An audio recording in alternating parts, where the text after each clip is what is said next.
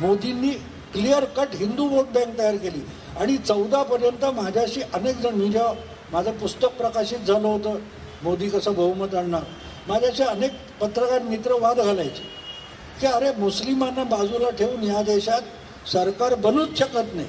म्हटलं इथेच तर तुम्ही फसलाय.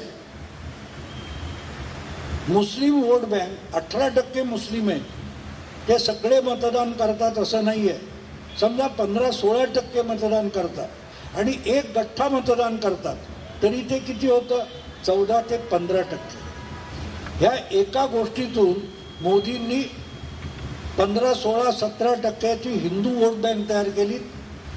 मोदी जिथे असतील तिथे मत देणारी आपोआपच 14 विरुद्ध 16 मुस्लिम आणि हिंदू वोट बँक, मुस्लिम vote bank, Hindu vote bank level झाली.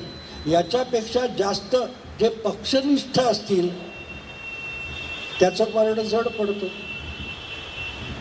तेव्हा आपण त्या दुकानात गेलो की वस्तू विकत घेतो, तेव्हा तो भाजीवाला अमुक तमुक टोमॅटो टाकतो उचलतो, शेवटचा टाकल्यावर खाली जातं, पण तो उचलला तर परत पारडं वर येतं.